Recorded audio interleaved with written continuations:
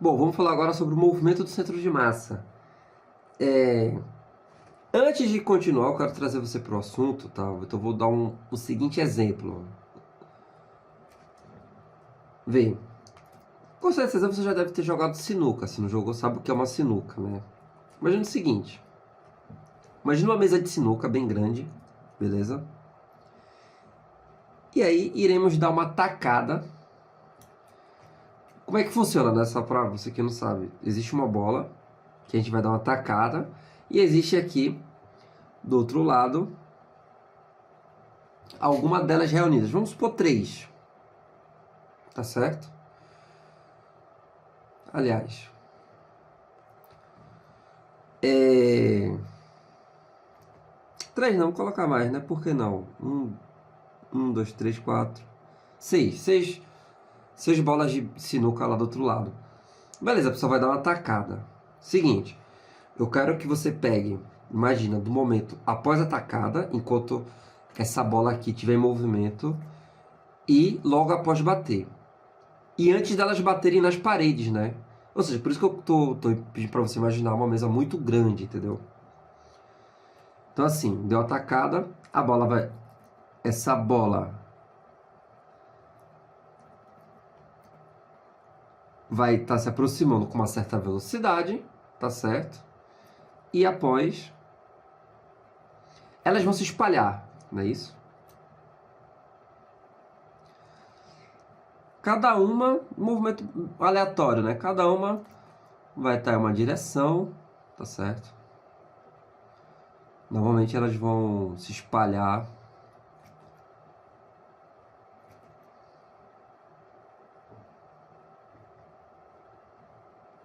Enfim, já foram 5. Não, faltou uma, né? Sei lá, de algum jeito ficou assim, entendeu? De algum jeito ficou assim. Eu só quis fazer aleatório. Existe... Beleza, elas moveu, bateu. E essa veio em movimento retilíneo, tá? Uniforme. Desprezando atrito, tá? Vamos desprezar o atrito. Bateu e depois cada uma se moveu para um canto. Existe uma coisa que se conservou antes e depois. Existe um ponto nisso aí, tá? Que manteve velocidade constante antes e depois. Sabe o que é? É justamente o centro de massa, como eu vou explicar aqui, como eu vou demonstrar. Então é o seguinte, vê que legal.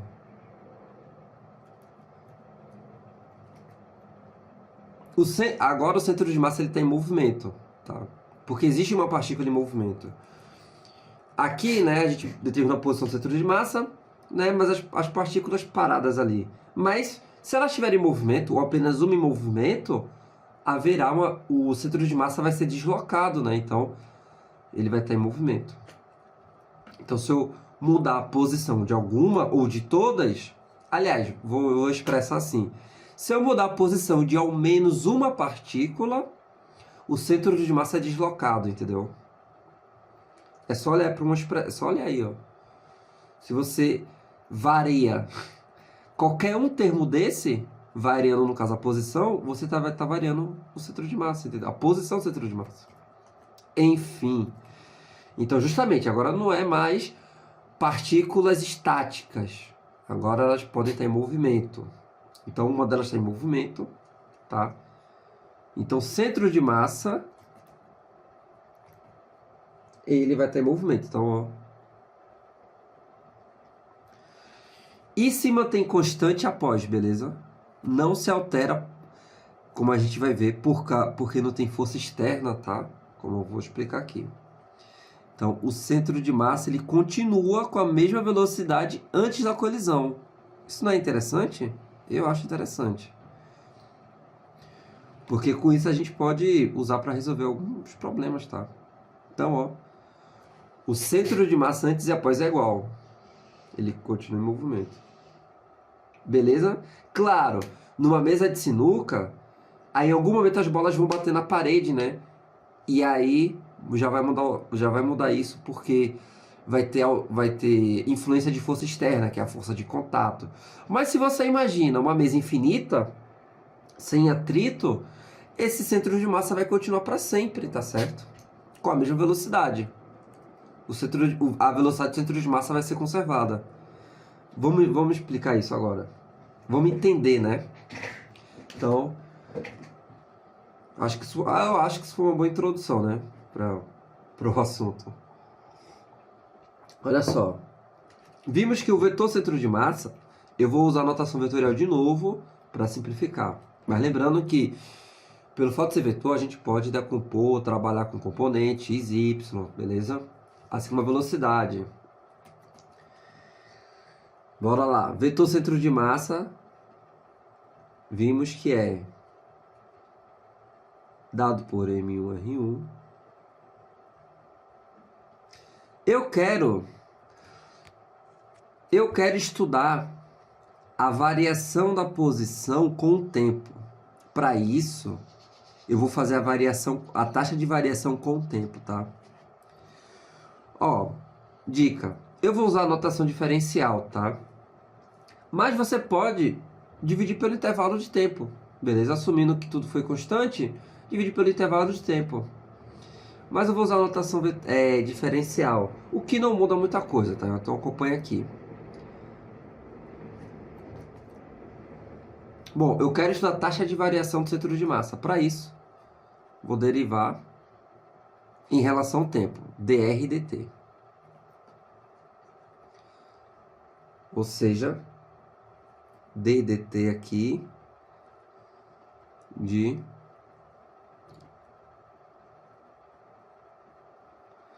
Bom, vamos lá. Eu vou fazer derivada da soma, né? E depois do produto em cada um. Sendo a massa constante, essa massa ela vai sair para fora. Ela vai sair para fora da derivada, né? Então, por exemplo, isso aqui é constante, então sai para fora, né? E veja aqui, isso vai sair para fora e eu vou aplicar a derivada em cada parcela aqui da soma. Vai ficar derivada de M1R1 em relação ao tempo, né? ddt de M1R1. Imagina isso. Só que M1 é constante, né? Isso é minha partícula, massa constante, e aí passa para fora de novo, então fica dr1 dt, entendeu? E outra, a taxa de variação da posição é velocidade. Então, eu posso escrever assim.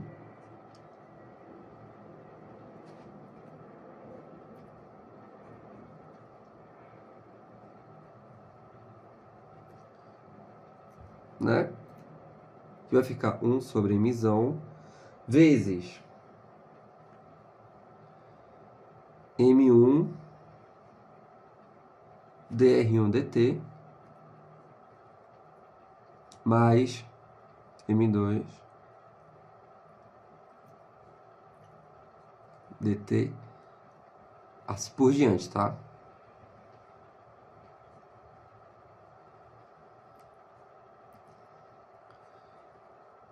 Vetorial aqui. Enfim, o que é taxa de variação da posição? Velocidade. Ou seja, a velocidade do centro de massa. A velocidade do centro de massa é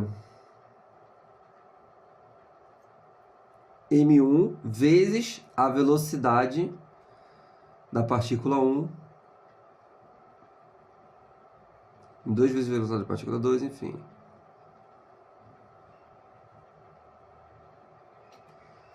Beleza, então assim a gente calcula a velocidade do centro de massa. Ou seja, né?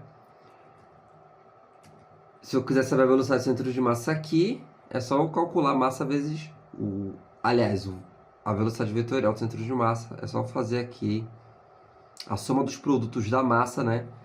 Pelas velocidades vetoriais individuais. Mas calma, isso parece um pouco complicado, mas a gente pode simplificar. Por quê? Porque M1V1, massa vezes velocidade, é momento linear, ou quantidade de movimento. Lembra? Então, opa, esqueci aqui. Então eu posso expressar a velocidade do centro de massa como a soma dos momentos lineares individuais.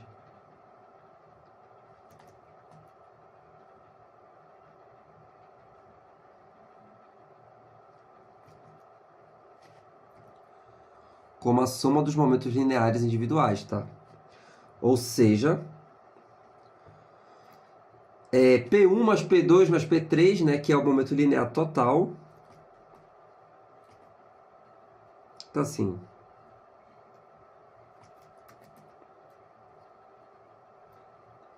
a soma dos momentos lineares, que vai dar momento linear total, é massa vezes velocidade. Massa total vezes velocidade centro de massa.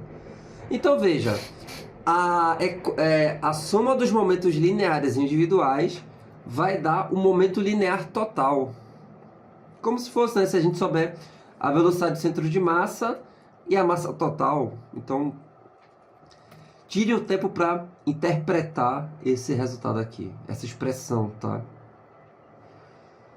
Então, de um lado, do lado esquerdo, eu tenho a soma dos momentos lineares individuais, ou seja, o momento linear resultante, quantidade de movimento total. E do lado direito aqui, eu tenho a massa total vezes velocidade de centro de massa. Tá certo? Enfim. Então veja, o momento linear total aqui, imagina que eu sei a velocidade de centro de massa. É só eu somar as massas. Vamos supor que eu conheço isso aqui. Se eu somar as massas, se eu somar todas as massas e multiplicar pela velocidade de centro de massa, eu tenho o momento linear total desse sistema. Isso não é legal, não? Eu acho isso muito legal. Mas vamos lá, vamos continuar. E se a velocidade também variar com o tempo? Então, vamos fazer a taxa de variação da velocidade com o tempo.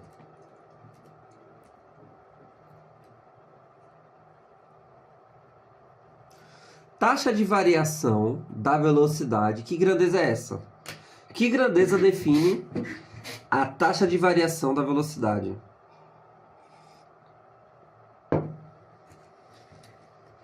Pensa aí. Enquanto isso, bora calcular. Bom, vai seguir a mesma... Isso aqui vai seguir a mesma regra, tá?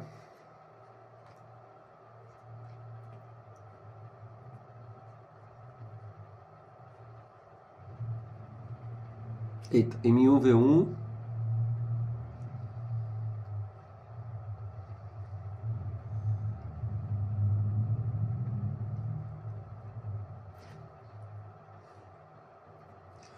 Bom, a derivada aqui vai seguir a mesma regra. Colocar a massa para fora. Aí fica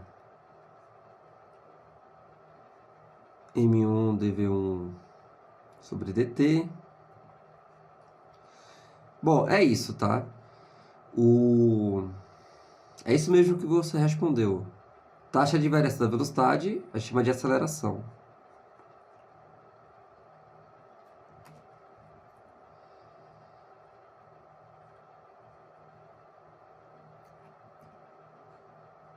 Opa, aqui.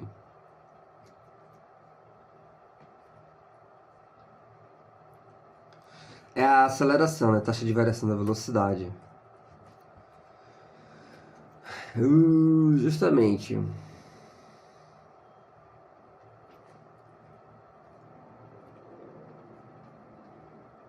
Aí fica a aceleração no centro de massa, que representa a taxa de variação da velocidade, tá? Então, isso fica...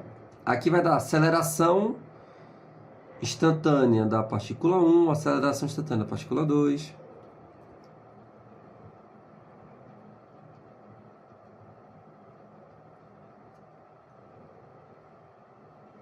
Tá ligado?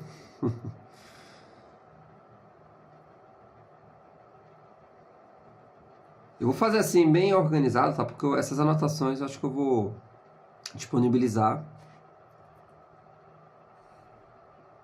Enfim.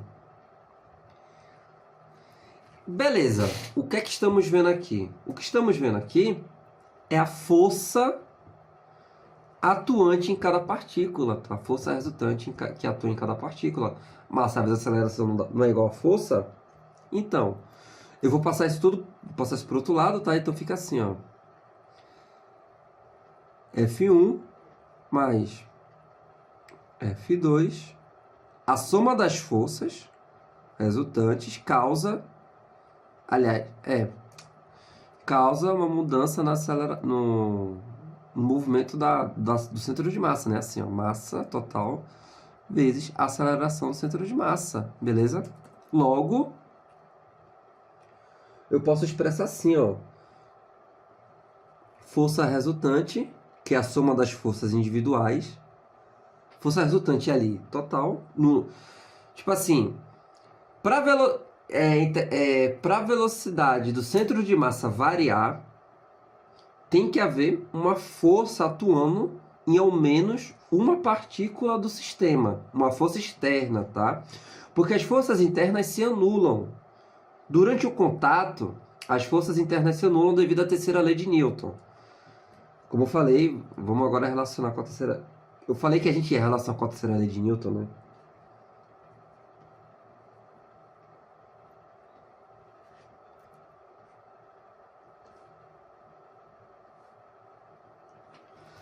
Porque assim, rapaziada, turma, nobres estudantes, olha só, na colisão, tá? Por exemplo, essa partícula faz uma força aqui, essa faz aqui, mas se anula, tá? Então a soma das forças vai ser zero. Essas forças que estamos representando aqui seria uma força externa, tá certo? Dentro do sistema, as forças internas vão se anular, beleza? Durante uma colisão. Por quê, ó? A partícula vem e bate na outra. Durante a colisão tem a força de contato, mas por conta da terceira lei, essas forças se anulam, né? Sempre em par de forças. Sempre que houver um contato, uma partícula exerce força na outra, de tal forma que se anula, né? Porque tem mesma intensidade, mesma direção, porém sentido contrário. Então, no final das contas, a soma vai dar nula. Então, isso aqui,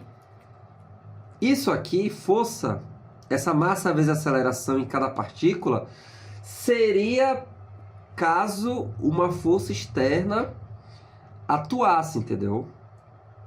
Então, se uma força atuar que não tenha outra para anular, entendeu?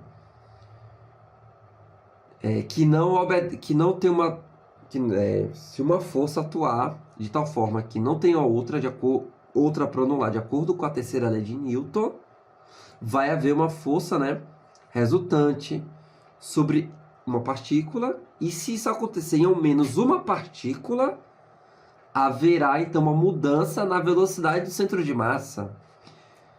Vamos lá. Meu sistema composto por essas bolas de sinuca deu atacada. Em algum momento, vamos supor que vamos supor que a mesa não é infinita. Essa bolinha aqui, em algum momento ela vai bater aqui na parede, né? Porque a mesa de sinuca ela é retangular, tem as paredes, né? Quando ela bater, ela vai receber uma força de contato. Não existe outra força não existe outra força dentro do sistema que anule essa força de contato, porque meu sistema é apenas isso aqui, ó. Entendeu? Dentro do meu sistema só tem as bolas de sinuca. Essa força, ela vem de fora, entendeu? Não tem outra para anular, peraí. Então, em algum momento, vai haver uma força externa atuando em umas partículas, o que vai alterar a velocidade do centro de massa.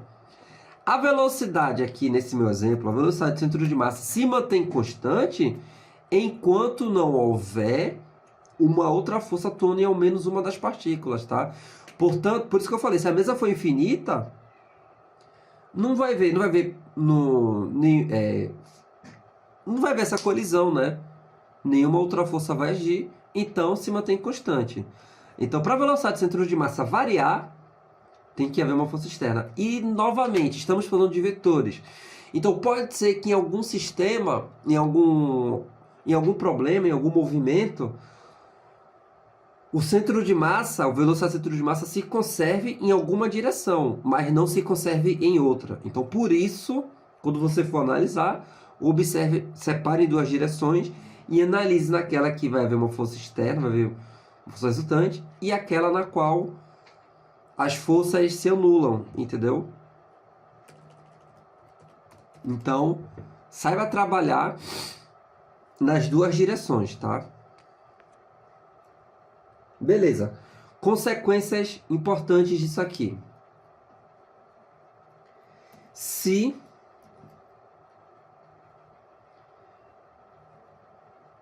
a força resultante for nula, aliás, força resultante não, né?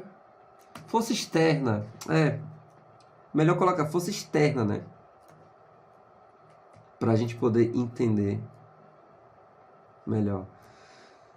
Se a força externa for zero, ou seja, não atuar nenhuma força de fora, não tiver nenhuma outra força para anular essa força aí,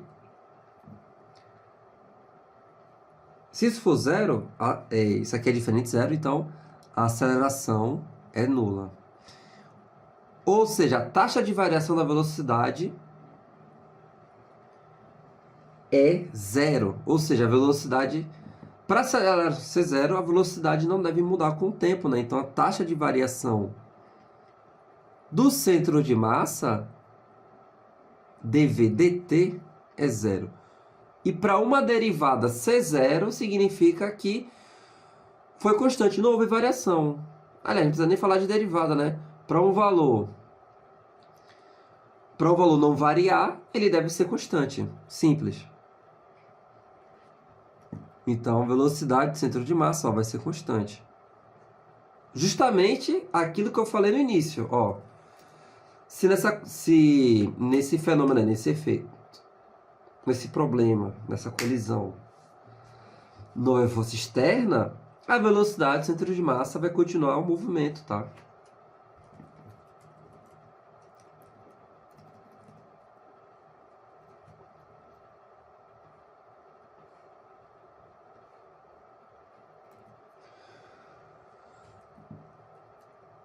E como a velocidade é constante,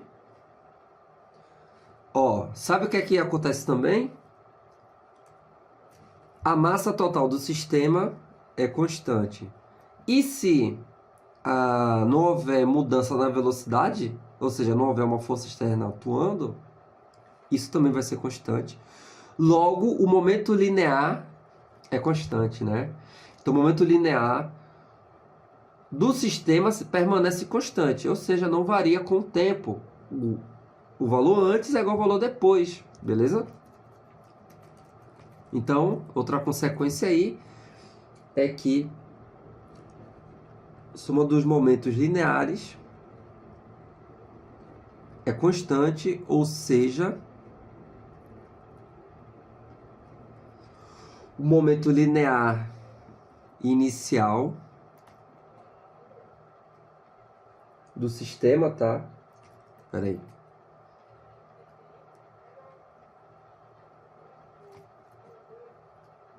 É igual ao momento linear no fim, porque não mudou com o tempo, beleza?